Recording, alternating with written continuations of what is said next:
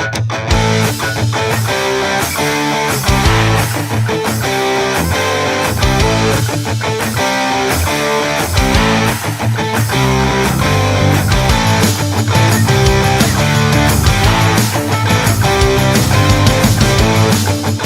guys, welcome back to another vlog. This is Dayanithi here. அடுத்த ஒரு motor cycle வந்து கேமோஃப்ளேஜில் வந்து நம்ம வந்து பார்த்துருக்கோம். ஸோ என்னன்னு பார்த்தீங்கன்னா எஸ்டி அப்படின்னு சொல்லிட்டு. ஸோ எஸ்டின்னு சொன்ன உடனே நிறைய பேர் ஆச்சரியப்படுவீங்க, என்னது எஸ்டி இருக்கா அப்படின்னு சொல்லிட்டு. ஸோ கண்டிப்பாக வந்து எஸ்டி வந்து நம்ம இந்தியாவுக்கு வந்து வரப்போகுது. ஜாவா மோட்டார் சைக்கிள்ஸோட பேரண்ட் கம்பெனி கிளாசிக் லெஜெண்ட்ஸ் தான். அந்த கிளாசிக் லெஜெண்ட்ஸை யார் ஓன் பண்ணுறாங்க அப்படின்னு பார்த்தீங்கன்னா மஹேந்திரா தான். ஸோ இது வந்து ஒரு தவிர்க்க முடியாத ஒரு உண்மை. என்னடா திடீர்னு எஸ்டி வந்து லான்ச் பண்ணுறாங்க அப்படின்னு பார்த்தீங்கன்னா, ஜாவாவோட சேல்ஸ் வந்து ஓரளவுக்கு டீசெண்டாக இருக்குது. பட் அந்த டீலர்ஸ்க்கு ப்ராஃபிட் தர மாதிரி இல்லை. இட்ஸ் ஒன் ஆஃப் த இது வந்து ஒரு ஒன் ஆஃப் த ரீசன் தான். பட் அதை தாண்டியும் ஒரு ப்ராஃபிட்டை வந்து இன்க்ரீஸ் பண்ணணும் அப்படின்ற ஒரே காரணத்துக்காக வந்து பார்த்தீங்கன்னா கிளாசிக் லெஜெண்ட்ஸ் வந்து எஸ்டி வந்து திருப்பி வந்து அதுக்குன்னு நிறைய ஃபேன் ஃபாலோயிங் இருக்காங்க. ஸோ எஸ்டிக்கு வந்து பார்த்தீங்கன்னா எஸ்டி, ஜாவா, பிஎஸ்ஏ, ஸோ அவங்கள மாதிரி மோட்டார் சைக்கிள்ஸ்க்குலாம் வந்து பார்த்திங்கன்னா நிறைய ஃபேன் ஃபாலோயிங் இருக்கிறதுனால அவங்க வந்து திருப்பி அதை எடுத்துகிட்டு வரலாம். So they are creating a nostalgic மூமெண்ட்னு சொல்லலாம். ஸோ நாஸ்டாலஜியான ஒரு ஃபீலை வந்து அவங்க எடுத்துகிட்டு வராங்க. நம்மளுக்கு ஒரு சான்ஸ் கிடைக்குதுன்னா அது வந்து ஒரு நல்ல விஷயம் தானே. ஏன்னா வந்து 80s 90s எல்லாம் எப்படி இருக்கும் வண்டின்றதே நான்லாம் யோசிச்சிருக்கேன். ஸோ அப்போது வந்து பார்த்திங்கன்னா அந்த வண்டி திருப்பி வந்து ஒரு சின்ன ஒரு ட்வீக்ஸோடு வந்து எடுத்துகிட்டு வராங்கன்னா அது வந்து ஒரு நல்ல விஷயம். ஸோ நம்மளுக்கும் வந்து அது ஒரு சான்ஸ் கிடைக்குதுன்னு நம்ம நினச்சிக்க வேண்டியது தான். இந்த ஸ்பை ஷாட்ஸில் பாருங்கள், பார்க்குறதுக்கு ஃபுல்லாகவே ஜாவா மாதிரி தான் இருக்குது வண்டி பார்க்குறதுக்கு. ஸோ அது வந்து பார்த்திங்கன்னா உங்களுக்கு வந்து டிசைன் வந்து கொஞ்சம் லைட்டாக மாறலாம். பட் ஆனால் எனக்கு கேமோஃப்ளேஜில் தெரிஞ்ச வரைக்கும் ஜாவா மாதிரி இருக்குது. ஸோ இன்ஜின்னு பார்த்தீங்கன்னா உங்களுக்கு வந்து 293cc single cylinder four stroke liquid cool engine கொடுத்துருக்காங்க. ஸோ அதோட பவர் வந்து பார்த்தீங்கன்னா 27.3 PS வந்து ப்ரொடியூஸ் பண்ணுது. அப்படியே உங்களுக்கு டார்க் வந்து 27.02 Nm ஆஃப் டார்க் வந்து ப்ரொடியூஸ் பண்ணுது. டிரான்ஸ்மிஷன் செட்டப் வந்து 5 ஸ்பீட் கிடையாது, 6 ஸ்பீட் கியர் பாக்ஸ் தான் கொடுத்துருக்காங்க. ஸோ அது ஒரு நல்ல விஷயம். அஃப்கோர்ஸ் ஜாவாவில் என்ன இருக்கோ அப்படியே தான் வந்து எஸ்டிலையும் இருக்கும்.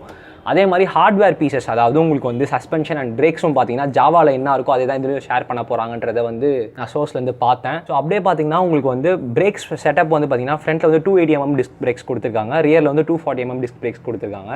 ஸோ டியூவல் சேனல் ஏபிஎஸ்லையும் வரும், சிங்கிள் சேனல் ஏபிஎஸ்ல தான் வரும். ஜாவாவும் பார்த்தீங்கன்னா அப்படி தான் கொடுத்துருக்காங்க. பட் மேபி வெறும் ஒரே ஒரு வேரியண்ட்டும் வச்சாலும் வைக்கலாம். மேபி அவங்க டியூவல் சேனல் ஏபிஎஸ் மட்டும் அந்த வேரியண்ட் மட்டும் கொடுக்குற மாதிரி இருந்தாலும் கொடுக்கலாம். அது வந்து அவங்களோட முடிவு. ஏன்னா எல்லாமே ஒரே மாதிரி இருந்தால் வந்து அப்புறம் என்னத்துக்கு வந்து வெறும் பிராண்டு மட்டும் வித்தியாசமாக இருந்ததுன்னா ப்ரோஜனம். ஸோ கண்டிப்பாக எதனா ஒரு மைனரான எதனா ஒரு வித்தியாசம் இருக்கும். ஸோ அப்படியே கேமோஃப்ளேஜுக்கு நம்ம திருப்பி போனால், அதுக்கப்புறம் சஸ்பென்ஷன் செட்டப் வந்து பார்த்தீங்கன்னா ஃப்ரண்ட்டில் வந்து ஒரு 41mm டெலஸ்கோபிக் ஃபோக்ஸ் கொடுப்பாங்க. ரியரில் வந்து பார்த்தீங்கன்னா உங்களுக்கு ஒரு ட்வின் ஷாக் அப்சார்பர்ஸ் கொடுத்துருப்பாங்க. ஸோ டிசைன் வைஸ் பார்த்தீங்கன்னா நல்லா ஒரு ட்ரெடிஷ்னலாக தான் இருக்கும், ரொம்ப மாடர்னாலாம் இருக்காது. ஸோ அதனால தான் எலக்ட்ரிக்கல்ஸ் வந்து ஃபுல்லாக ஹாலஜன் செட்டப் கொடுப்பாங்கன்னு சொல்லிட்டு நான் சொல்கிறேன். ஸோ அப்படியே வந்து ரியரில் வந்து பார்த்தீங்கன்னா நல்லா சங்கியான டயர்ஸ் கொடுத்துருக்காங்க. அதுக்கப்புறம் உங்களுக்கு ஒரு டயர் அகர் கொடுத்துருக்காங்க. ஸோ இதெல்லாம் கேமோஃப்ளேஜில் தெரியுது நான் சொல்கிறேன். நீங்கள் இன்ஜின் செட்டப் மட்டும் பாருங்களேன். அந்த இன்ஜின் செட்டப்பில் அந்த கேமோஃப்ளேஜில் பார்த்தீங்கன்னா உங்களுக்கு வந்து அது ஜாவாவோட ஹெட் மாதிரியே தெரியும் பார்க்கறதுக்கு. அதுலேயே உங்களுக்கு தெரியுது. ஸோ ஜாவாவோட இன்ஜின் தான் அதில் வந்து ஷேர் பண்ணுறாங்க அப்படின்னு சொல்லிட்டு. ஜாவா எஸ்டி எங்கே மேனுஃபேக்சரிங் பண்ணுறாங்க ப்ரோ அப்படின்னு நீங்கள் கேட்டிங்கன்னா, பித்தாம்பூர் மத்திய பிரதேஷ் அப்படின்ற ஒரு இடத்துல வந்து ஜாவாக்கு ஒரு பிளான்ட் இருக்குது. ஸோ அந்த பிளான்ட்டில் தான் பார்த்தீங்கன்னா அதே பிளான்ட்டில் எஸ்டியை வந்து மேனுஃபேக்சரிங் பண்ணுறதா வந்து சொல்லியிருக்காங்க. ஸோ அங்கேயே தான் உங்களுக்கு வந்து சஸ்பென்ஷனு, பிரேக்ஸ் எல்லாமே வந்து ஷேர் பண்ண போகுது அப்படின்னு சொல்லிட்டு சொல்லியிருக்காங்க. ஸோ அது வந்து பார்த்தீங்கன்னா ஒரு நல்ல விஷயம் தான். ஏன்னா ஒரே பிளான்ட்டில் வந்து அவங்க பண்ணுறாங்க. 1861 பார்த்தீங்கன்னா பிஎஸ்ஏ வந்து எஸ்டாப்ளிஷ் பண்ணியிருந்தாங்க. அதுக்கப்புறம் வந்து பார்த்தீங்கன்னா ஒரு ஃபியூ இயர்ஸ் பேக் தான் பார்த்தீங்கன்னா மஹேந்திரா வந்து பிஎஸ்ஏ வந்து 28 crores வந்து வாங்கின மாதிரி ஒரு ஆர்டிக்கலை நான் பார்த்தேன். ஸோ பிஎஸ்ஏ வந்து இங்கே லான்ச் ஆகும் ப்ரோ அப்படின்னு கேட்டிங்கன்னா, கண்டிப்பாக ஃபஸ்ட் எடுத்தோன்னே இங்கே லான்ச் பண்ண போகிறது இல்லை. ஏன்னா அது வந்து ஒரு பிரிட்டிஷ் கம்பெனியாக இருந்ததுனால, இப்பயும் ஒரு பிரிட்டிஷ் கம்பெனி தான். ஸோ நம்ம மேனுஃபேக்சரிங் பண்ணி அங்கே எடுத்துகிட்டு போய் அசம்பிள் பண்ணுறதா தான் பேசிக்கிட்டு இருக்காங்க. ஸோ பிஎஸ்ஏல வந்து பார்த்தீங்கன்னா 650cc வந்து ஒரு மோட்டார் சைக்கிளை வந்து எடுத்துகிட்டு வராங்க அப்படின்னு சொல்லிட்டு பேசிக்கிட்டு இருக்காங்க. ஸோ அது வந்து பார்த்தீங்கன்னா யூகேல தான் ஃபஸ்ட்டு வந்து லான்ச் பண்ண போகிறதா பேசிக்கிட்டு இருக்காங்க. ஸோ அதனால தான் வந்து பிஎஸ்ஏ மோட்டார் சைக்கிள்ஸில் வந்து அங்கே வந்து டெஸ்டிங் போய்கிட்டு இருக்கு.